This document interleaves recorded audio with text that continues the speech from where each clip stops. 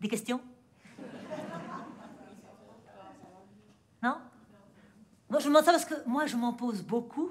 Donc, je voulais savoir si on avait ça en commun pour bien démarrer la soirée. Des questions sur la vie, essentiellement. Comment la vie, pourquoi, où et pour quoi. L'autre jour, je me disais, mais puisque l'homme veut toujours du nouveau, pourquoi il a si peur du changement? Et si on marche dos à la lumière, est-ce qu'on est guidé par son ombre? Je suis capable aussi de m'occuper l'esprit longuement avec des questions du genre: combien peut valoir la lettre K au Scrabble finlandais? -1 probablement, hein. Ils sont punis s'ils l'utilisent. Attends, ils ont Aki Kaurismäki, Rikmi Kikkanen, le pilote de course. Enfin bon, principalement des questions sur la vie. À telle enseigne, hier je me suis dit, arrête 2 secondes de te demander toujours ce que c'est que la vie, parce qu'à la fin tu vas te rendre compte que c'est ce qui vient de passer. Mais il y a de quoi s'en poser, non? Des questions. Dès le début, à notre arrivée sur Terre, comme accueil à notre naissance, on prend une grosse claque sur le derrière. Alors nous, on pleure. Et les gens tout autour sont très heureux, très souriants. J'espère qu'à ma mort, ce sera l'inverse. On ne sait pas.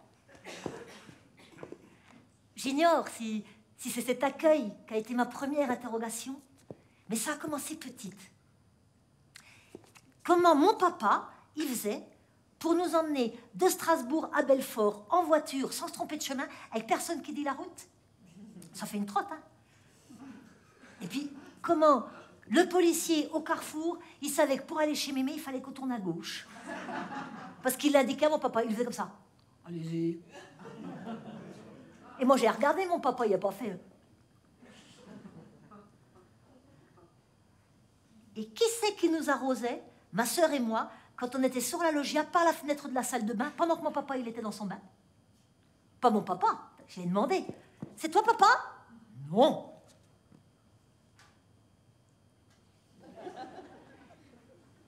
Par contre, c'est bien mon papa qui m'a fait faire de l'accordéon. Un instrument qui se porte sur le cœur. Alain Leprest, il appelle ça mon souffle au cœur.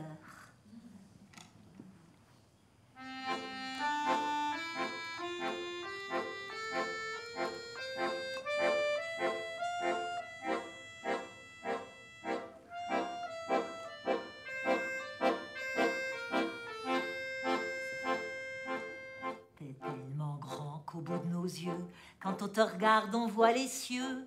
Tu dis que c'est nous qu'on est petits. Tu dis que c'est nous qu'on est petits. C'est pour ça que tu vois nous épis. T'as une voix grave qui résonne. Maman dit que c'est ça un homme. Toutes nos mains tiennent dans la tienne. Toutes nos mains tiennent dans la tienne quand on va à la fête foraine. Mon Dieu que c'est grand, les grandes personnes. Mon Dieu que c'est grand, ça m'impressionne. N'empêche, t'es bon observateur. Tu trouves toujours les 7 erreurs dans le journal, puis tu le lis. Dans le journal, puis tu le lis. Quand t'as fini, maman le replie. Ah maman, tu te jettes à son cou, ou tu nous prends sur tes genoux. Nous on adore quand tu fais le fou.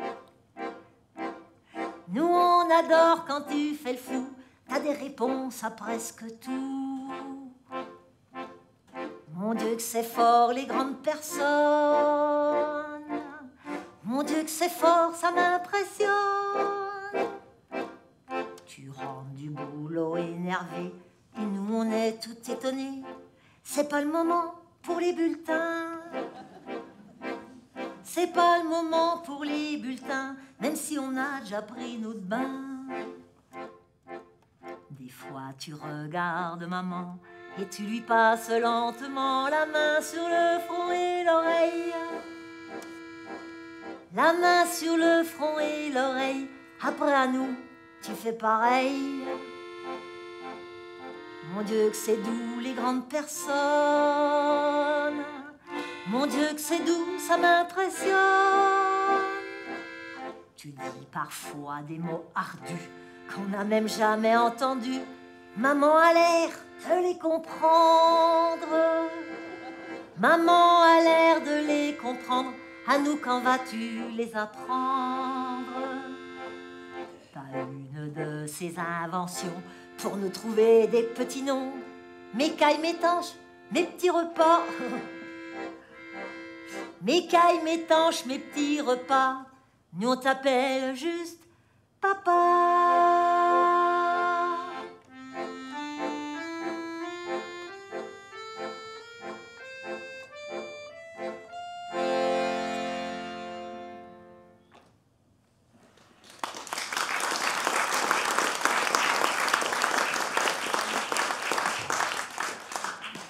C'est étrange, à un moment, d'être déjà plus âgé que son père. Sans être centenaire, hein, pour autant. Puisqu'on est, du verbe naître, tous au même âge, pourquoi on ne meurt pas tous au même âge? Comme ça, plus de mauvaise surprise. Cela dit, j'ai failli ne pas l'être, hein, déjà plus âgé que mon père. Ça se passe à la maternelle, à la rue des Renards, à Cronenbourg. Avec un C, Cronenbourg. Hein. Mais c'est bien là qu'on fait la bière avec un K. Et du houblon. Ça sentait bon, le houblon, quand il allait pleuvoir à la rue de Klingenthal, où j'habitais, avec un K, Klingenthal. Déjà 2 fois moins 1 au Scrabble finlandais, ça taille, hein. Alors, ça se passait à Noël. La maîtresse nous avait installé un superbe sapin dans la classe et nous avait donné de quoi le décorer. Alors, nous, on avait accroché des boules, puis des angelots, on avait mis des bougies. Puis on avait allumé les bougies, et les bougies, elles avaient allumé le sapin. Alors la maîtresse nous a demandé de rapidement sortir, prendre nos petits manteaux qui étaient accrochés sur les porte-manteaux dans le couloir, et d'un pas leste, nous diriger vers la sortie. Leste, j'ai pas compris. J'ai couru. Et je me suis dit, je vais longer le mur, ça devrait être plus court comme chemin. Puis il y avait un joli petit manteau avec un capuchon, hein, c'était l'hiver, et en courant, le capuchon se soulevait, et un moment, il s'est accroché à un porte-manteau. Et moi, je me suis rendu compte qu'il y a quelque chose qui n'allait pas quand j'ai vu que tout le monde me doublait. Parce que normalement, j'ai une bonne petite vitesse de pointe. Hein. Eh ben, qu'est-ce que c'est? Oh! Oh là là! Il manquait pas grand-chose hein, pour toucher le sol. Ça! Ben alors, ça suffit pour être totalement inefficace. Oh! Oh! Puis alors, je continuais de courir, je sais pas pourquoi, un instinct. Oh! Ah! Il y a Madame Baumstimler qui m'a entendu, la maman de Paul. Elle m'a décroché, et moi, avec la vitesse accumulée dans les jambes par la course, vous savez, comme j'étais de voiture, j'ai glissé jusqu'à la sortie. Comme ça que j'ai échappé à la vie. À la mort. Pardon, échappé à la mort, bien sûr, évidemment. Excusez-moi. Hey, il y a des mots qu'on n'aime pas tellement dire, en fait. Il y a des mots qui font peur. La mort. Ouh, ça fait peur, ça, la mort. Hein. La mort. C'est comme cancer. Ça, c'est un mot qui fait peur. On n'aime pas dire cancer, parce qu'on a peur, si on le dit, après de l'avoir. Mais si on dit château, château, on ne va pas en avoir un pour autant.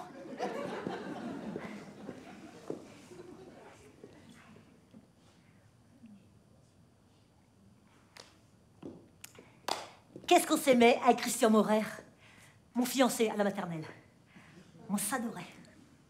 Tous les matins, il venait me chercher au pied de l'immeuble. Alors, je descendais, puis je faisais ces petits lacets parce qu'il n'était pas du tout doué en lacets. Après, on s'enlaçait. Ensuite, on partait à l'école main dans la main. Et en classe, on était assis côte à côte. Et on s'en racontait. On avait toujours des trucs à se dire. On riait. Ce qu'on adorait faire, c'était la blague de semblant de dormir sur les petits pupitres comme ça, vous savez. On se croyait intéressant. Après, on faisait semblant de se réveiller. Ensuite, on se racontait les rêves qu'on n'avait pas faits. Et puis, on se réembrassait, on se repapouillait. Enfin bon, ça a vraiment dû finir par agacer Madame Pfister, l'institutrice, qui, pour nous séparer, a mis la grosse Elisabeth entre nous.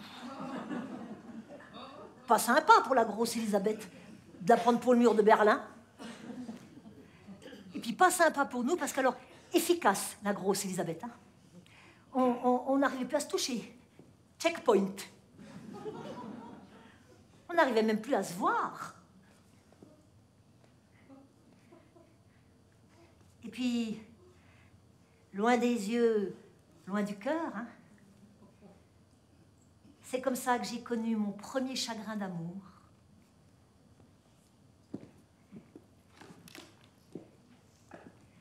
Pourquoi c'est quand il est vide que le cœur est lourd?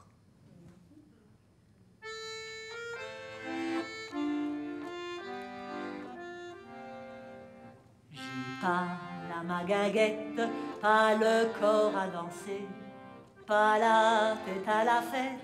Je me suis fait balancer par un malin hableur qui m'a broyé le cœur. Quel endroit idéal pour que je me fasse mal. Quel endroit idéal pour me loger une balle.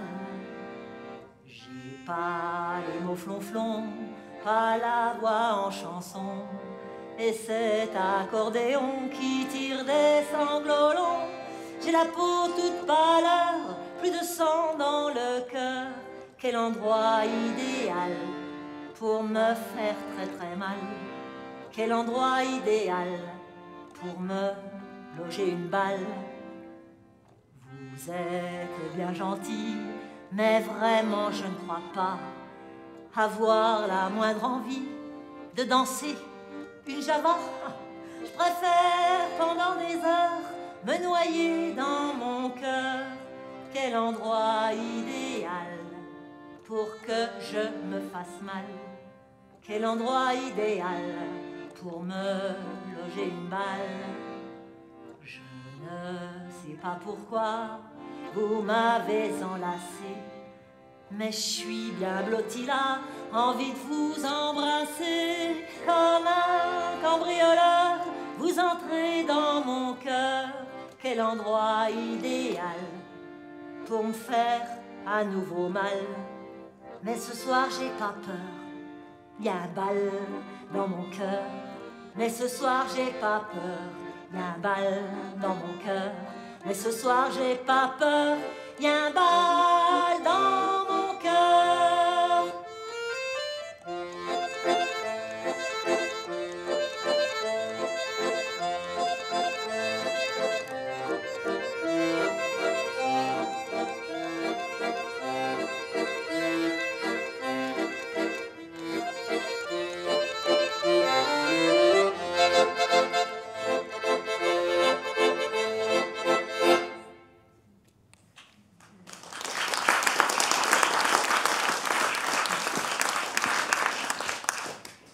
Vous avez remarqué, on peut avoir des cancers de tous les organes, mais j'ai jamais entendu parler du cancer du cœur. Ah bah oui, on va parler de la vie, donc de la mort, de la maladie, de la vieillesse. On va bien se marrer. Peut-on rire de tout, si c'est drôle? C'est particulier l'esprit, hein, l'humour. Déjà, faut avoir un angle de vision avec du recul, hein, pas une meurtrière. Puis un angle d'attaque, un style, et une construction. Le tout tient grâce à la construction. Ne serait-ce dans l'humour, la chute à la fin, c'est mieux. C'est un b.a.-ba du comique, ça rend les choses plus drôles. Hein. Par exemple, quand Groucho Marx, un des Marx Brothers, dit « J'ai passé un accord avec les mouches, elles ne s'occupent pas de mes affaires, et moi, je ne marche pas au plafond. » Voilà un angle de vision original, un style, hein. Et puis la construction est là, vous voyez, la chute est à la fin. S'il avait dit, alors voilà, j'ai vu avec les mouches, je ne marche pas au plafond, on a passé un accord, elle ne s'occupe pas de mes affaires. Vous voyez, tout y est, mais c'est plat. Non, la chute à la fin, ça rend les choses plus drôles. Quand Yannick Le Nagar, un auteur, compositeur, interprète, qu'on peut entendre au Limonaire, il y a plein de petits lieux sans sas comme ça à Paris où on peut créer sans pression aucune, à part la bière. Quand il intitule une de ses chansons « 50 balais et toujours pas d'aspirateur ». Vous voyez, la chute à la fin, comme un coup près. Ça rend les choses très drôles. Hey, Mais c'est peut-être pour ça que la vie...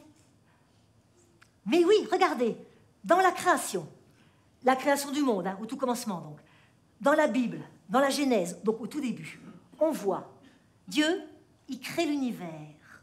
Ensuite, il crée l'homme et la femme. Après, il les met au paradis. Là, rapidement, ils font une bêtise, et donc immédiatement, ils sont chassés du paradis. C'est ce qu'on appelle la chute de l'Éden.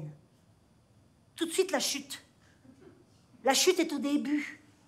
C'est pour ça que la vie est pas drôle. Ben, c'est peut-être la mort qui est drôle, parce qu'elle est au bout.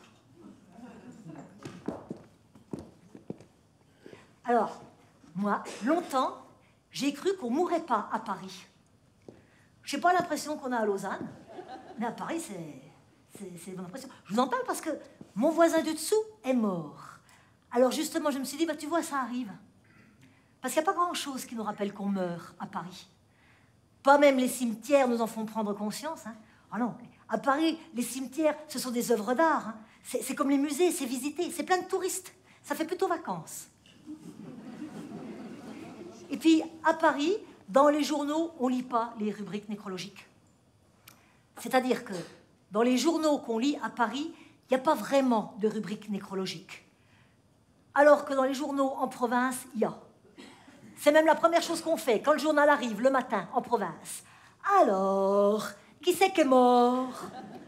Que je connais, bien sûr, hein, c'est mieux. Ah, tu vois, j'aurais pensé que ce serait elle d'abord. Et si on ne connaît pas, on regarde les âges. Et si c'est un jeune, ça nous touche pour toute la journée. On est comme ça. Mais à Paris, non. Il n'y a rien qui nous rappelle que vous ou moi, on meurt.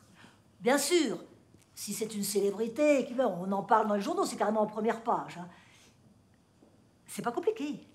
À Paris, le commun des mortels, il meurt pas. C'est pour ça qu'on a des fanfarons, les Parisiens. On est immortels. C'est pour ça qu'on conduit comme on conduit. S'en fout, on ne peut pas mourir. Et ça, on en est d'autant plus persuadé qu'on a 20 ans. Eh bien, si on ne peut pas mourir, on vieillira. Ça, on en est d'autant moins persuadé qu'on a 20 ans. Parce qu'à 20 ans, 40 ans, c'est si loin que c'est improbable que ça nous arrive. Alors qu'une fois qu'on a atteint 40 ans, 60 et même 80 sont envisageables. Hein. À 20 ans, on n'a pas la conscience de ce que c'est que vieillir. Si vraiment on imaginait ce que c'est que de devenir vieux quand on est jeune, est-ce que vous pensez que les frères Jacques auraient choisi ces costumes de scène? Et puis, à 20 ans, on se dit, oh là là, si je perdais une jambe ou un sein, ce serait dégueulasse, une injustice intolérable, insoutenable. Ça m'arriverait à 45 ans, ça me va, ça irait. Non, c'est chiant aussi, hein. Attention, on a à peu près le même genre de soucis. On n'a pas changé de galaxie. Bien que je m'aperçois que je suis en train de passer sur l'autre côté du fossé des générations. Je change de rive. Je traverse vers ceux que je regardais de loin, quand je les regardais. Je vois bien. Maintenant, si je croise un trentenaire, moi, persuadé que c'est encore un conscrit, celui-là, je vais envoyer les sourires. Ça sert à rien, tombe dans le vide, ne me regarde pas. Il veut pas voir son avenir en face. C'est pour ça, on est mis entre personnes de la même tranche d'âge. On se dit, t'as quel âge, toi? 42. Et toi? 49. Et toi? 45. Et toi? 47. Tout on fait. Waouh, tu les fais pas. Et s'il y a un jeune qui passe et quand on ça, il dit, ah ben je sais pas ce qu'il leur faut. On fait semblant de ne pas savoir se donner un âge. Pour pas qu'on nous en donne un. Sauf ma tante. Ma tante, elle donne son âge au jour près. Elle dit, attends, tout ça, c'est à moi.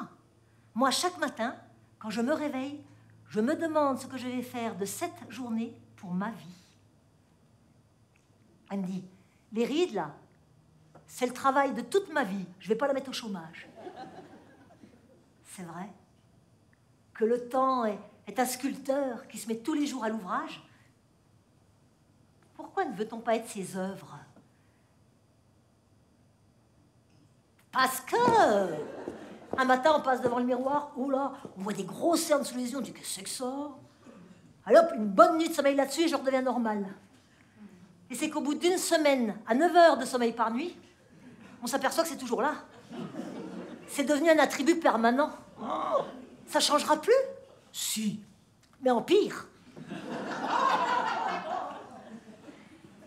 L'autre matin, je mettais de la crème sur le visage, comme ça. Puis d'un seul coup, je me dis, bah dis donc, je suis mincie ou quoi? J'ai les pommettes saillantes, j'ai plus de joues. Ouh, c'est joli comme tout. Et Guillerette, je vais mettre à mon bureau et j'écris. À un moment, je me dis, ouais, qu'est-ce que c'est que ça? Qu'est-ce que c'est que ça? Oh, j'ai compris, elles étaient passées, mes joues. Oh, et du coup, je me tiens droite, hein, maintenant. La nature est bien faite, nettement plus élégante, se tenir droite en vieillissant. Plus de classe. Et puis, c'est plus pratique, parce que maintenant, il faut quand même que je commence sérieusement à éloigner la feuille pour voir. Oh ouais, la nature est bien faite. Mais voilà pourquoi, messieurs les quinquas, c'est ça pas à dire quinquas, messieurs les quinquas, arrêtez de sortir avec des petites jeunes de 25 ans. Vous êtes perdants sur toute la ligne. Parce que quand vous l'embrassez, vous ne profitez pas qu'elle est jeune, et elle voit très très bien que vous êtes vieux. Donc restons entre congénères. Alors, moi, j'étais déjà myope, et je deviens presbyte.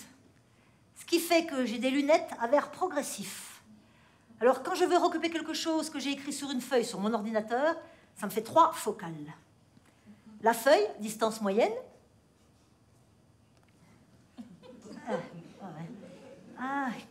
Voilà. L'écran, distance longue. Voilà. Et le clavier, distance proche.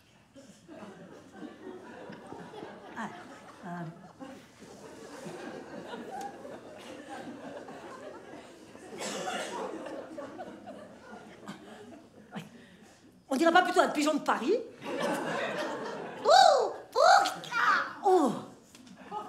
Oh, les lunettes à verre progressif, ça donne l'arthrose, hein. Ben oui, mais alors, pourquoi, si la nature est si bien faite que ça, on voit de moins en moins bien de près en vieillissant, alors que l'avenir se rapproche? Pour pas voir la mort arriver? Vous trouvez pas qu'il y a de plus en plus de jeunes? Moi non plus, avant, c'était pas quelque chose qui me choquait tellement. Mais depuis un bout de temps, je me dis, oh, qu'est-ce qu'il y a comme jeunes maintenant, hein? Ouh là là, que de jeunes autour de moi. Et même mon médecin est plus jeune que moi. La première fois on tombe sur un médecin plus jeune que soi, ça fout un choc, hein? C'est pas ce à quoi on s'attend. D'un médecin, on attend qu'il ait des connaissances, du bagage, soit, mais de la pratique, de l'expérience, du vécu, des éléments de comparaison. Pas un jeune blanc-bec à qui on va peut-être en montrer. Non, quelqu'un de rassurant, un patriarche ou une matriarche, voilà. Alors là, on veut bien se confier. Moi, souvent, je me dis, alors, pourquoi on ne demande pas aux médecins de commencer encore plus tard à travailler, puis on repousse l'âge de leur retraite? C'est un sujet d'actualité, hein, ça peut aider le gouvernement. Ils peuvent travailler vieux, les médecins, ils sont en bonne santé, c'est leur métier. Et puis comme ça, on sait si on en a choisi un bon. Alors, pas être systématique non plus avec cette histoire de repousser la retraite pour régler les problèmes sociaux, c'est pas adapté à tous les métiers, hein. Il y a des professions pour lesquelles ça n'irait pas. Stripteaseuse, par exemple. Mais médecin, oui. En même temps, c'est relatif, toutes ces histoires de jeunesse, d'âge. Le temps, c'est relatif. Je ne suis pas la première à dire ça, si? Vous avez remarqué? Souvent, on croit que quand on était jeune, on était beau parce qu'on était jeune. Mais il y a des jeunes moches aussi, hein. Tiens, allume la salle, Claude, s'il te plaît. C'est-à-dire qu'il n'y a pas que des jeunes, hein. C'est étrange, cette réaction. Vous avez remarqué? Je dis, il n'y a pas que des jeunes. Ce qui sous-entend, il y a des vieux, et pouf, ça pouffe. Alors, pourquoi ce genre de réaction? Est-ce qu'il y en a qui pouffent par ironie? Des vieux, des vieux. Puis d'autres qui pouffent par gêne. Bah oui, hein, on est vieux. Hein. C'est un peu comme une honte d'être vieux. Comme si c'était une faute d'être vieux. C'est ça. On est flashé en excès de vieillesse.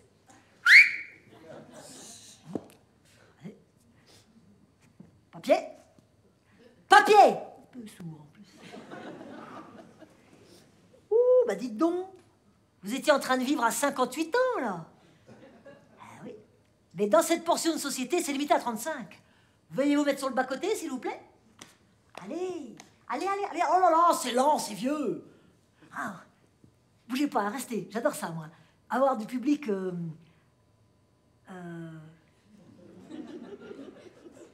du public qui a du vécu, des connaissances, des bagages, des éléments de comparaison, un petit côté médecin.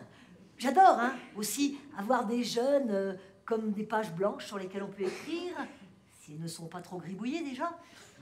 Mais être pour un soir, le choix, voire la préférence de gens qui ont des références, ça a du sens, ça a de la valeur. Pourquoi avoir du vécu n'est plus du tout estimé dans notre société? C'est même méprisé dans notre civilisation. Pourquoi vieux est devenu une insulte? Moi, si on me traite de vieille conne, je suis plus vexé par vieille que par conne. Pas vous? Vous voulez qu'on essaye?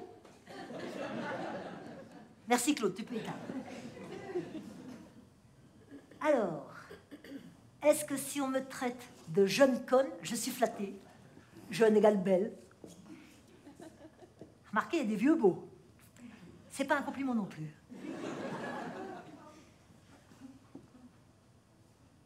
La beauté, vaste sujet aussi. Le rêve d'être belle, c'est un vrai cauchemar. Parce que si on n'est pas belle, on souffre de ne pas être regardée. Et si on est belle, on souffre de ne pas être écoutée. Et si on n'est ni belle ni moche, du genre qu'on fait le plus, on souffre d'un peu tout, moyennement, mais tout le temps. On a beau croire en la beauté intérieure, on préfère quand même qu'elle soit bien présentée. Que l'emballage donne envie d'ouvrir le cadeau. Alors nous, les femmes, le moindre atout, on le met en vitrine. Par exemple, si on est courte de buste, mais longue en jambes. Je vous rappelle le principe de courte de buste. Courte de buste! Quand on est courte de buste, il y a moins de surface pour que la chair se répartisse, donc ça bourlette. Alors, on va plutôt mettre un pantalon qui souligne la jambe. Inversement, bien sûr, hein, si c'est le bas qui blesse, gros rattrapage sur le décolleté, ou la chevelure, hein, selon l'équipement. Par exemple, les femmes grenouilles. Pas les plongeuses, hein. Non, vous savez, quand on a la corpulence plutôt là, et des petites cannes toutes fines, eh ben, on n'hésite pas à mettre une jupe courte. C'est notre côté prestidigitatrice. On attire l'attention ailleurs pour pas qu'on voit le truc. Mais, quel que soit le degré de beauté extérieure, on est très attaché à ce qu'on a. Peu, beaucoup, c'est pareil. Je l'avais déjà constaté comme ça à l'occasion. Mais le jour où on m'a dit « Vous préférez chimio ou ablation d'abord ?» Pourquoi? J'ai un cancer? Je rigole, je le savais déjà. Non, mais si on vous proposait deux solutions, c'est qu'elles se valent, hein, point de vue efficacité du traitement. Donc, vous préférez, c'est-à-dire c'est le mot préféré. Tu parles d'un choix. Ils sont où les avantages? On ne sait même pas si un des deux tickets est gagnant. Comment on choisit? Comment on choisit? Je ne sais pas. Va dans toi. Va dans toi. Va au centre de toi. Va. Va. Va. Alors, qu'est-ce que je suis le plus capable de supporter? Perdre les cheveux d'abord ou perdre le sein d'abord? Alors, d'aucuns diront, oh ouais, bon, les cheveux, ça repousse. Soit. Ben, dans ce cas-là, on peut dire que le sein aussi, ça repousse, parce qu'il propose une reconstruction. Oh ben, fastoche. Fastoche, celui-là de cancer. Hein. Ah si, on est nominé dans la catégorie espoir féminin. Je vais un peu loin. Ça vous effraie? Je vous avais dit, hein, on va bien se marrer. Mais moi, je peux. J'ai le droit de rire. Vous savez, c'est comme quand on est noir. On peut rire des noirs, et même aller loin. Et là, ça ne nous effraie pas parce qu'on ne peut pas devenir noir. Alors que cancer... J'ai donc choisi les cheveux d'abord. Et je remercie mon papa de m'avoir fait faire accordéon, pour plusieurs raisons. Déjà, c'est nettement plus pratique à trimballer sur son vélo. Ma sœur a fait piano. Elle a arrêté le vélo. Et parce qu'ensuite, dans ce moment difficile, au milieu des 1000 chevaux au galop qui traversaient ma tête en tous sens, ça a permis à quelque chose, au fond de moi, de s'exprimer, de me parler. Et ça disait ça.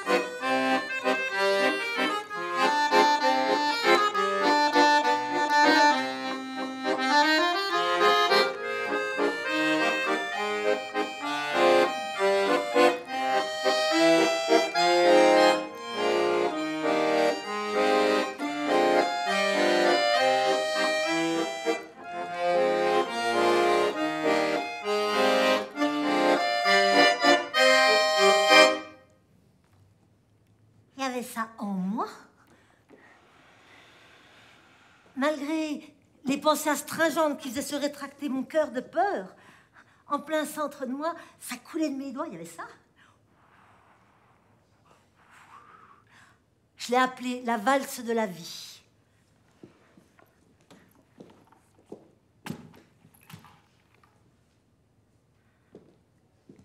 Et sur mon vélo, je suis passée de la fille qui avait le vent dans les cheveux à la fille qui avait les cheveux dans le vent. Oui. Oui. Grandir, vieillir, c'est toujours apprendre à perdre quelque chose. Ça n'est pas que négatif, apprendre à perdre. Il y a perdre, soit, mais il y a apprendre. Je sais pas, Pourquoi on est plus intelligent quand on apprend que quand on sait? Et pourquoi je me pose toujours des questions? Ça doit être mon essence. Dans les deux sens du terme. Mesdames les filles, est-ce que vous avez remarqué que ces messieurs n'étaient pas très friands du fait qu'on se pose tant de questions? Ils trouvent qu'on est compliqué. Mais moi, je ne pourrais pas me satisfaire d'idées reçues. C'est aussi agréable que d'hériter des fringues de la grande sœur. Vous savez, ça ne nous va pas vraiment, mais enfin, on s'y fera. Non, moi, j'ai du sur-mesure. Vous imaginez un magasin de prêt-à-penser? Ding dong, bonjour. Bonjour, madame. Est-ce que vous auriez une idée toute faite, s'il vous plaît? Mais bien sûr, vous avez un sujet précis en tête? Ah ben non, hein, j'ai pas réfléchi. Je peux peut-être vous proposer un cliché? Oh ben, bien volontiers, oui. Les coiffeurs sont tous homosexuels. Ah bon? Ah, c'est... Oh non, non, non, non. D'accord, alors, peut-être préférez-vous une généralité? Oh ben oui, on peut essayer, oui. J'en ai une qui marche très bien. Là. Les Américains sont des gros cons. Ah ben j'ai déjà celle-là. Je vous ai dit, elle marche bien, elle marche bien. Alors peut-être un a priori. Bon, écoutez, je me laisse tenter. Les femmes sont inférieures aux hommes. Bah dites, je suis une femme. Hein. Oui, mais ça plaira beaucoup à votre mari. Ah, mais j'en ai pas. Oh, mais avec ça, vous allez vite en trouver un.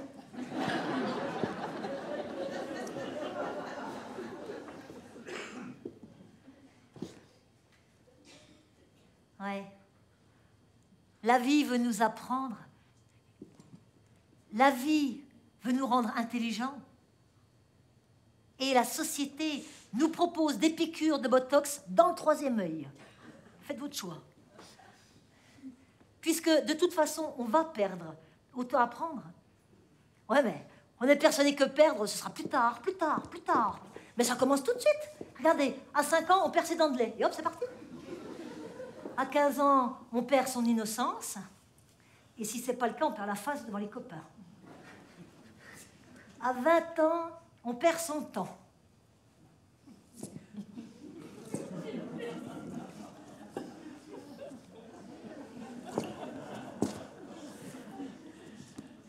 Et on le regrette quand on comprend plus tard qu'il nous est compté. Alors on se met à l'économiser. Par exemple, on arrête de dire aux cons qu'ils sont cons, parce que si c'est vrai, ils ne peuvent pas comprendre. Donc on perd son temps. À 30 ans, on perd son humilité, si tant est qu'on n'en ait jamais eu. Parce que 30 ans, c'est l'âge où on est en équilibre entre si jeunesse savait, si vieillesse pouvait. On a encore de la vigueur et on a déjà de l'expérience. Bref, on se la pète. Mais la fin des années 30 se charge de nous rabattre le caquet. Hein. Elle nous remet à niveau. On commence à perdre les illusions. Chaque cheveu gris, c'est une illusion qui tombe. Alors, chez ces messieurs, c'est aussi très souvent le cheveu lui-même qui tombe avec. Un peu de justice. À 40 ans... Oula, on cumule à 40 ans. C'est étrange. Comme la petite histoire ressemble à la grande histoire, en France en tout cas. Regardez, 14-18, des années difficiles, l'adolescence, et alors des années très difficiles, 39-45, la grande crise. Alors, à 40 ans, on finit de perdre ses illusions. Hein. C'est un travail à long terme, mais enfin là, on passe à la vitesse supérieure. On perd ses parents et on perd...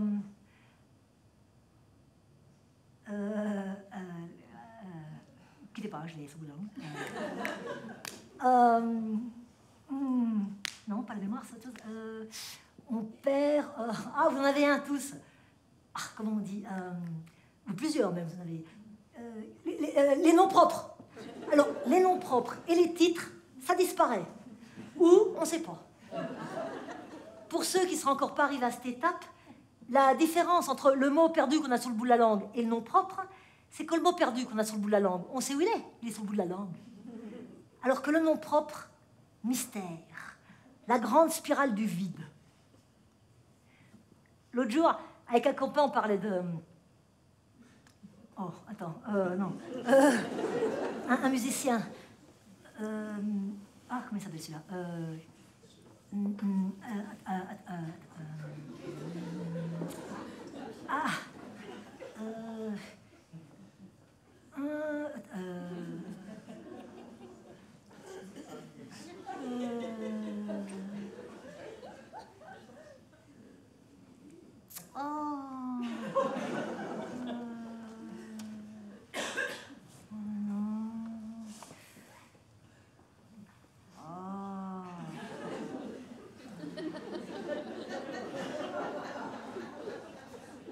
il n'y a rien. C'est impressionnant. C'est lunaire comme ambiance. C'est pas vrai. Ouh, il y a quelqu'un? Je dérange? Ouh, ah, perlimpinpin. Eh ben, qu'est-ce qu'il fait chez les noms propres, celui-là? Non, il va falloir que je range. Hein. Sinon, on est au complet? Ah ben, dis donc. C'est tranquille comme endroit. Hein. Remarquez, c'est reposant. Il faudra que j'y revienne. Enfin bon, c'est pas là que je vais trouver mon nom propre, donc on s'extirpe et on se met à piocher dans l'interlocuteur. On dit, mais si, tu sais, ce musicien qui avait écrit... Si, il écrivait des musiques pour le poète, là, pour... Oh, bah non. Ce poète qui est mort à la guerre, là, juste avant ou juste après, d'ailleurs, je sais plus très bien. Mais si, celui qui avait écrit... bah non, c'est tout un recueil de poèmes sur les... Attends, celui-là, celui-là. Un recueil de poèmes sur les... Ça fait comme ça. Ou comme ça, d'ailleurs. Ou des grands, des grands, des... il y a des domestiques, des fois, il y a... Les animaux. Ça fait rien, oublie le poète. Oh oui, bien sûr, pardon. Ce musicien, il avait écrit la musique du générique de l'émission de télé, là. Attends, générique, ça faisait comme ça. Ça faisait... Non,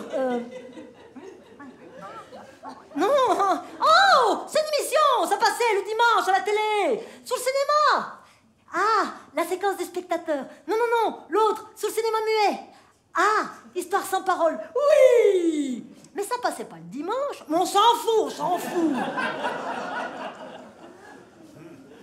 Alors, qui c'est qui avait écrit la musique? C'était quelqu'un de connu? Je savais pas. J'ai pioché dans un inculte. Alors après, il reste une seule méthode, celle exhaustive de l'alphabet. A, Albinoni, non. B, Bach, non. C, Chopin, non. Bach, il écrivait des messes, hein, ouais. D, Debussy, non, pas non plus. J'ai une bonne petite culture musicale quand même, moi. E. Rien dit. F. Fauré. Il écrivait des requiem. L'église est bien servie musicalement parlant quand même. G. Gabriel Fauré. H. Je vous ai dit, c'est une méthode exhaustive, donc quelque peu lancinante, puisque la rigueur est de mise. Méthode. Ne vous inquiétez pas, tandis que je vous parle, je fais avancer la machine à l'intérieur, pensez bien. M. Mozart. Non, musique de pub, lui. Oui. N. Il n'y a pas de musicien en N. Alors là, on passe à la phase 2 de la méthode. C'est l'alphabet dans l'alphabet. N-A, na, nab, nak, nad, nae, naf, nagna, ne, naj, nak, nal, nam, nan, nao, nap, nak, nar, nas, nat, nou, nav, nao, nax, ne, naz, N-E, ne, lib, nek, ne, nef, neg, ne, neige.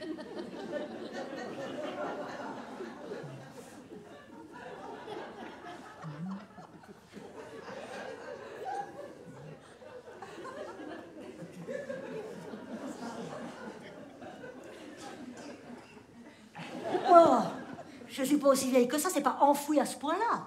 Attends, il n'y en a pas en N, il n'y en a pas, c'est bon, on saute. Hop là. O, Offenbach, le qui aurait Offenbach. Ça remet un peu de patate, ça. B, Prokofiev. Non, c'est pas un russe que je cherche. Q. Ouais, mais là, ça m'étonne quand même moins qu'à la lettre N. R, Rachmaninov. Pas un russe, on a dit. S, Schubert. Il écrivait des musiques pour les frères Jacques, lui. T, Tchaïkovski. 15 bonbons au bout d'un moment, les Russes. Hein, quand même. U. On est déjà à la lettre U. Si ça se trouve, on l'a loupé. Ça arrive parfois, il faut recommencer. Oh non. V, Vivaldi. Non. W, Wiener. Wiener, Jean Wiener. Mais si, Jean Wiener. Générique, émission.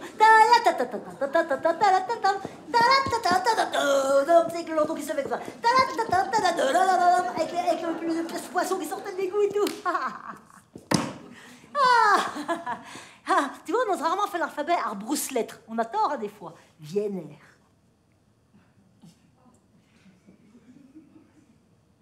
Pourquoi je vous parlais de Wiener?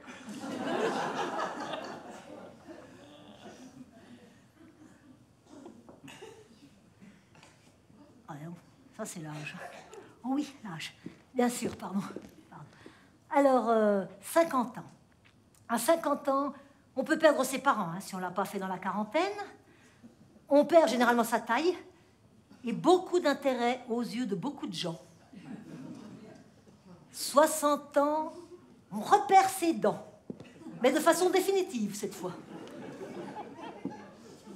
70, on perd ses amis. Et heureusement qu'on est à la retraite, parce que les enterrements, ça devient du temps complet.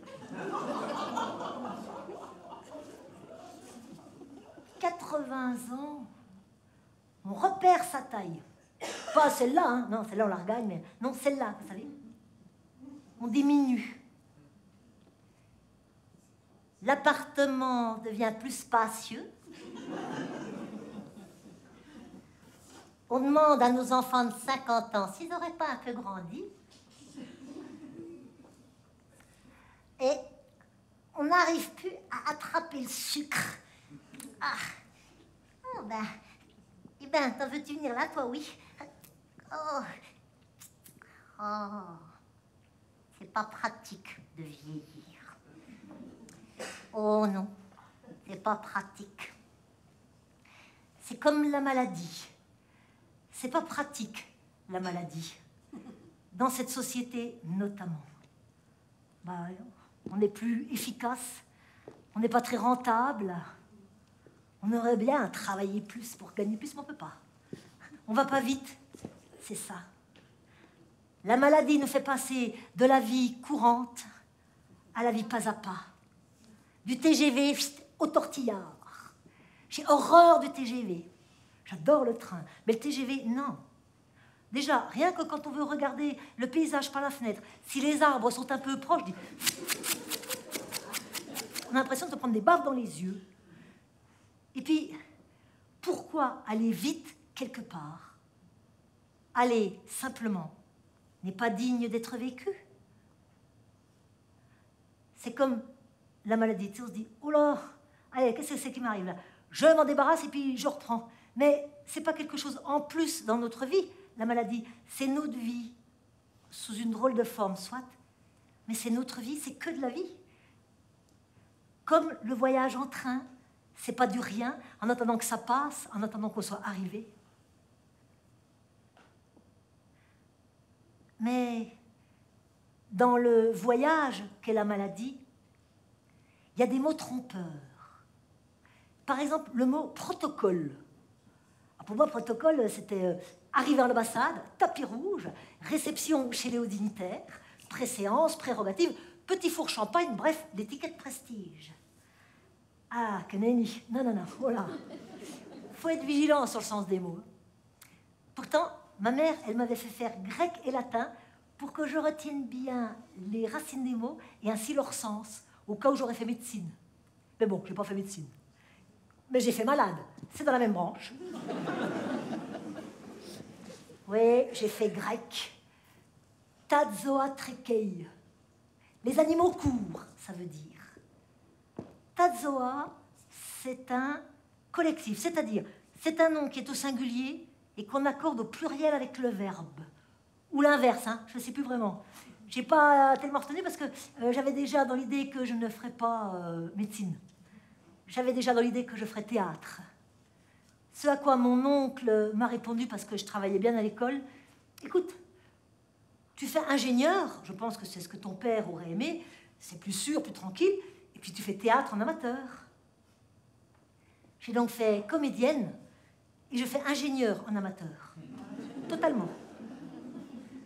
Et pour être sûr de ne pas être tentée par des études rassurantes, au cas où, j'ai loupé mon bac scientifique. Ça n'a pas été facile. Hein. Psychologiquement, s'entend. Pour l'annoncer à ma maman, qui avait déjà acheté la 2 chevaux pour me récompenser du fait d'avoir eu le bac, parce que ça, elle ne doutait pas que je l'aurais le bac. Ce qu'elle ne savait pas, c'est avec quelle mention je l'aurais. Je suis donc passée chercher les résultats, et je suis allée la voir à l'étude où elle travaillait. Je lui ai dit, maman, dis un chiffre entre 1 et 2. 1, ça c'est la note en maths. Et 2, la note en physique. Le lendemain même, elle revendait la 2 chevaux. J'ai juste eu le temps de voir qu'elle était verte. La 2 chevaux, hein, pas ma maman. Si, ma maman aussi, un peu verte. Elle avait revendu la 2 chevaux à perte. Et moi, bien verte. Mais, malgré cette frustration du moment, je n'ai de cesse de remercier ma maman.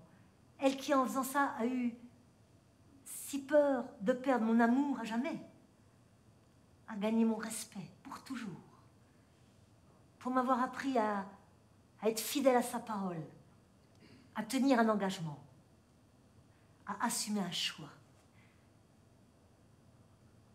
Assumer un choix. Donc, j'ai choisi Chimio d'abord.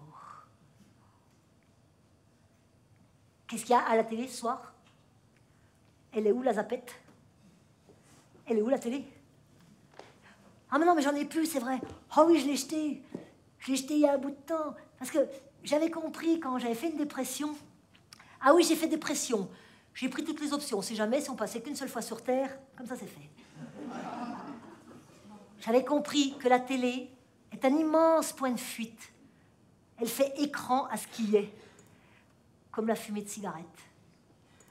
Déjà, quand on va bien, on ne sait pas vraiment qui a le pouvoir. On pense que c'est la télé qui a le pouvoir. On le croit, on lui octroie. Les hommes politiques sont persuadés que c'est la télé qui a le pouvoir. Attends, qui c'est qui a l'index pour ne pas l'allumer la télé ou l'éteindre au cas où? C'est nous. Vous le savez bien, puisque si vous êtes là ce soir, c'est que vous avez pu vous libérer de ces chaînes, les bien nommées chaînes de télévision. Et elles nous en proposent de plus en plus pour nous faire croire qu'on est libre parce qu'on a du choix. Alors, vous imaginez si c'est facile de faire des efforts pour ne pas sombrer dans les points de fuite quand on est malade, on n'a pas envie, on n'a pas le goût, pas la force sauvage. Je ferai des efforts plus tard, quand ça ira mieux. On est même tenté, à plusieurs reprises, de dire oui à la mort. Elle est là, possible, tout près. Comme ça, on arrête d'avoir peur. On arrête de souffrir. Pourquoi lutter? Pour la société Botox? Eh bien, merci. Pour vieillir, tu parles d'un avenir.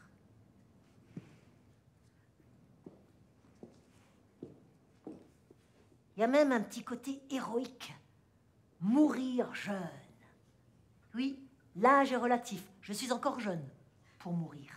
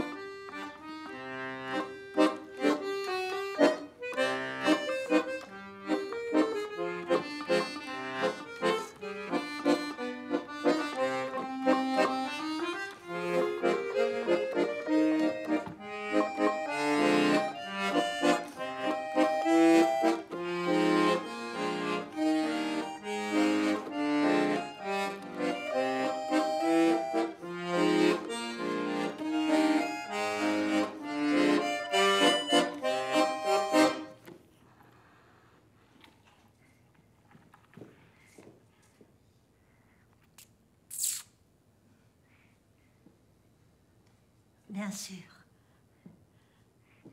bien sûr, c'est maintenant qu'il faut que je fasse des efforts. Quand ça va pas. Si j'attends d'aller bien pour commencer de faire des efforts, c'est comme si j'attendais d'être mince pour commencer le régime. Oui, mais on est si justifié de ne pas faire d'efforts. On est malade. Alors, pas de complicité avec la maladie. Je ne suis pas malade. Je traverse une maladie. Oh la vache, le voyage. Alors celui-là, je ne l'aurais pas choisi sur brochure. Hein. Ah non. Le confort est nul. On vomit pendant les trajets. On dort mal. Là, on va et fait rarement beau. Il y a plutôt des dépressions passagères. Parfois même des tempêtes. On peut avoir de l'eau jusqu'aux yeux. Et on fait des escales dans des endroits sordides. Mais sordides. Ah non, ça, pour traverser une maladie, il faut avoir la santé. Hein. Mais bon, je vais le faire, ce voyage. Je vais apprendre. C'est ça. Je vais le rendre utile, puisqu'il n'est pas pratique et encore moins agréable. Oui. Je préfère ça, plutôt que rester au bord de ma vie. Mon premier courage a été d'affronter une peur que je traînais depuis l'âge de 8 ans. Âge auquel on a découvert que j'étais myope, donc on m'a mis des lunettes. Non, non, non, non. Moi, je voulais pas. Je voulais pas qu'on voit que je vois pas. Je voulais pas qu'on voit cette infirmité, cette faiblesse. Surtout, je voulais pas que les Gautreaux le voient. Nos voisins, des gens adorables. Je sais pas pourquoi eux, mais j'enquête. Alors, un dimanche matin, nos parents nous disent « Allez les filles, on va voir les aigles à la volerie de Kinsheim. » Ouais, les aigles. Oh. Aussitôt, mon enthousiasme est refroidi par une intuition qui me traverse. Les Gautreaux vont y être. Pourquoi cette intuition? Je ne sais pas, mais là, j'enquête pas. Et donc, j'ai pas pris mes lunettes. Et toute l'après-midi, la famille a regardé les aigles voler dans le ciel. Oh, oh. Et moi, toute l'après-midi, j'ai fait semblant. Oh, oh. À un moment, j'entends « Attention maintenant, Yulas, de au-dessus 800 mètres à repérer sa proie !» Alors, l'Alsace est une région splendide. Hein. Les Alsaciens sont généreux, travailleurs, intelligents. Mais sincèrement, ils ont un accent de merde. Alors, Jules, c'est Jules, et 800 mètres, c'est 800 mètres. Donc, Jules a repéré sa proie du haut de ce 800 mètres. Et j'entends « Attention maintenant, Jules, pique droit sur l'Orvet. Oh, c'est quoi l'Orvet? C'est pas moi, maman, hein? Les Gautreaux. Les Gautreaux étaient là, juste à côté de ma maman. Tu vois, j'ai bien fait de pas les mettre, mes lunettes. Comme ça, ils n'ont pas vu que j'étais myope. Et moi, j'ai pas vu un aigle de la journée. Au passage, l'aigle est la créature au monde qui a la meilleure vue. Ironie.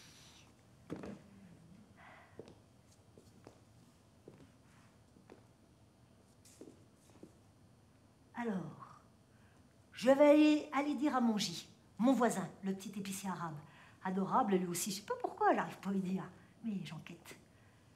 Je vais aller lui dire que je suis malade.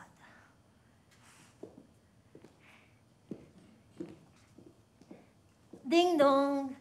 Bonjour Mongy. Ah, bonjour Michel, ça va? Ah, justement, à ce propos, tiens, comment vous dire j'ai pas changé de coiffure. Vous savez, l'autre jour, je vous ai dit, oh, une nouvelle coiffure. Non, non, non, j'ai changé de santé. C'est une perruque. J'ai un cancer. Voilà. Au revoir, mon J. Ding dong. Puis 2-3 jours après, j'y suis retournée pour faire mes courses. Ding dong. Bonjour, mon J. Ah, bonjour, Michel. Ça va? Oui? Qu'est-ce qu'il y a, mon J? Mon J. Allez-y, mon J. Allez-y. Non, mais mon J, vous pouvez demander si ça va. Simplement, attendez-vous à ce que la réponse ne soit pas forcément un oui. C'est étrange, non? Comme c'est au moment où on en a le plus besoin que les gens n'osent plus s'informer de notre santé. Une sorte de hiatus entre le monde des bien portants et le monde des bien malades. Comme si les bien portants avaient peur que la question gêne et les bien malades savaient que la réponse gêne. Il y a encore du boulot, hein. Mais bon. En tout cas, c'est fait. Je l'ai dit à mon J. Ah, allez, maintenant, j'enlève cette perruque. Je supporte plus ce faux semblant. J'ai toujours l'impression que je montre que j'ai rien à cacher, alors que je cache que j'ai rien à montrer, oui. Peut-être pas plonger dans le grand bain du premier coup non plus. Je vais passer par l'étape chapeau.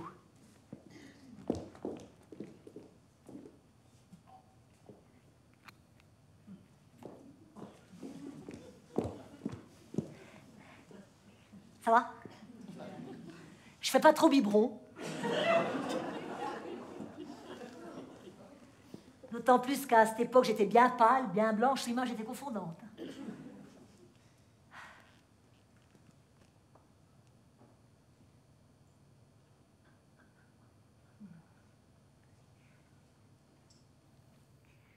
Et je suis passée de Kodak à Kojak.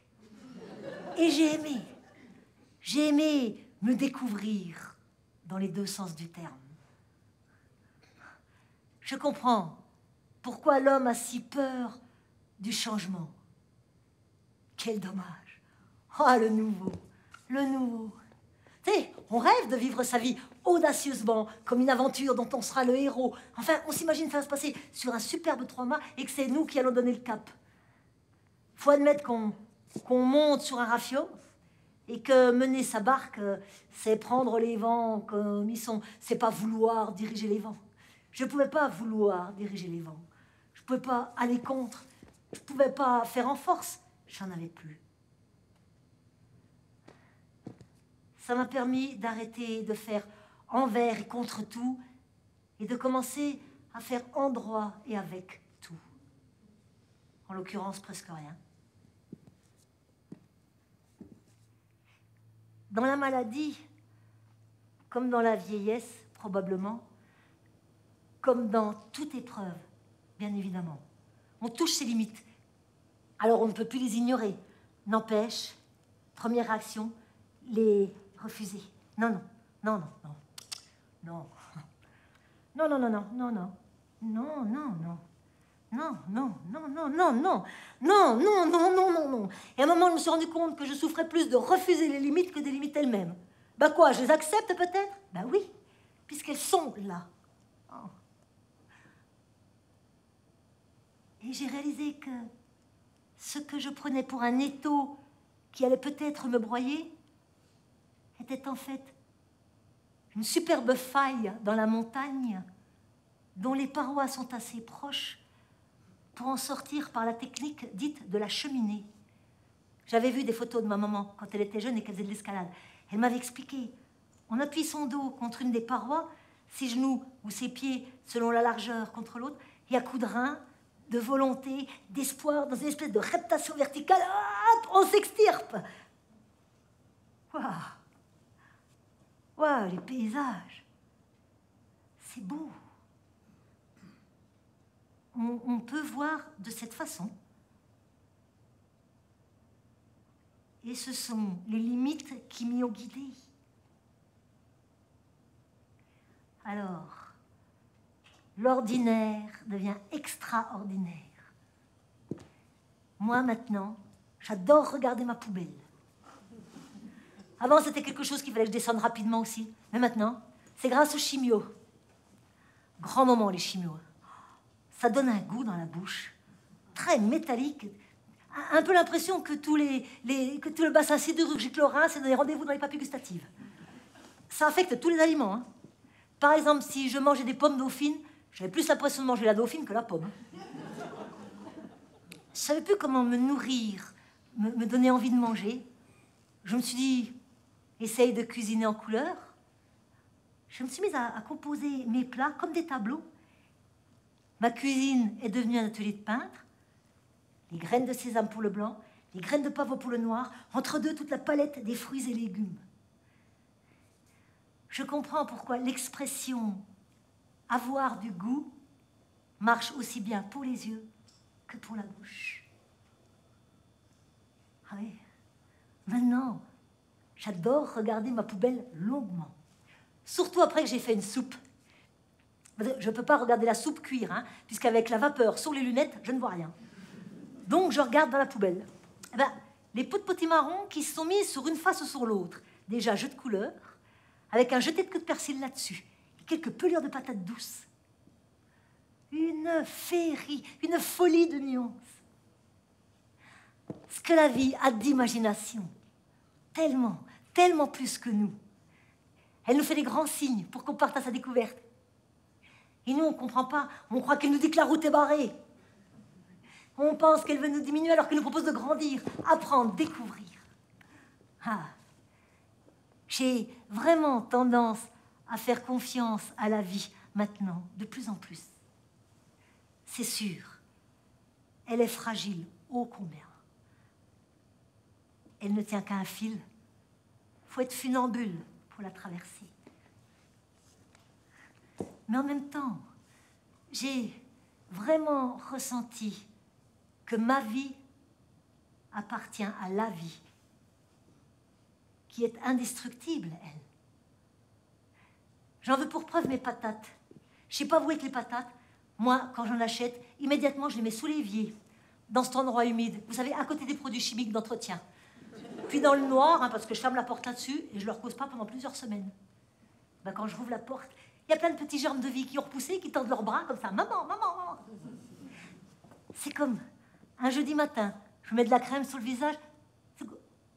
Oh, mes cils qui repoussent. Et mes cheveux.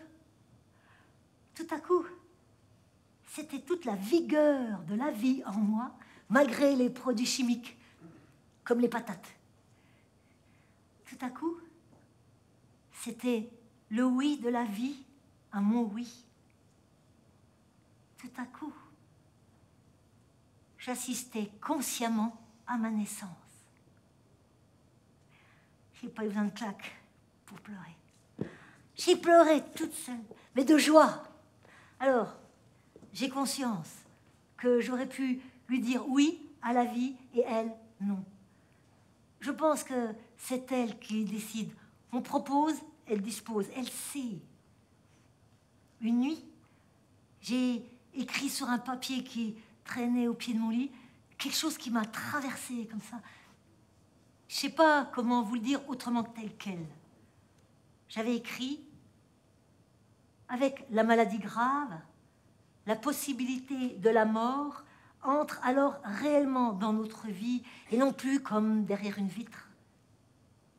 Mais la vie, alors, entre aussi réellement dans notre vie.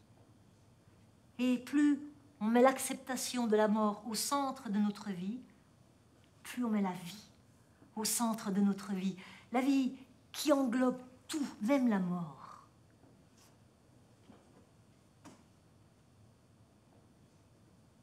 Alors, après l'opération, puisqu'opération il y eut, depuis l'été 2007, je suis toute aplatie d'à côté.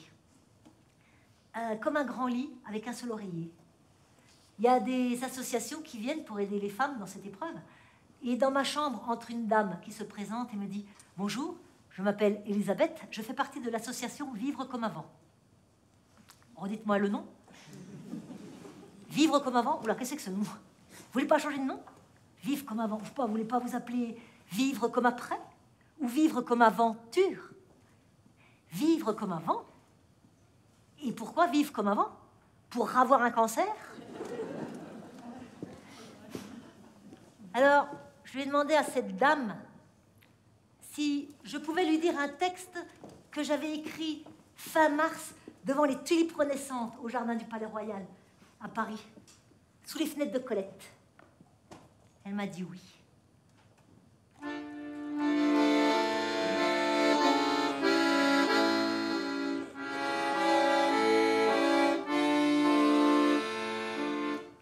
Il est midi rouge vif, comme la pointe d'un canif. L'annonce du cancer en moi fait tout se taire. Dans mes murs, une fissure. Dans mon corps, des fêlures. Une bombe, une brûlure. Une minute qui dure. Au bout de la potence se balance un silence, danse comme un brouillard. C'est un silence rare qui s'ouvre sur deux choses, l'une noire, l'autre rose.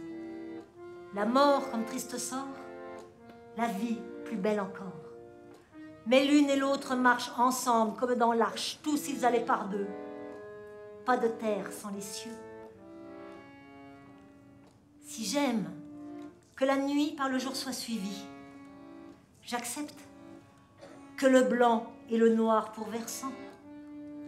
Je sais qu'ici tout a et un haut et un bas, un côté gauche, un droit, un envers, un endroit. En même temps j'ai vu, j'ai entendu, j'ai su que tout peut être vie si à tout je dis oui, que tout peut être vie si je dis me voici. Si j'ouvre ma voilure, tout devient aventure.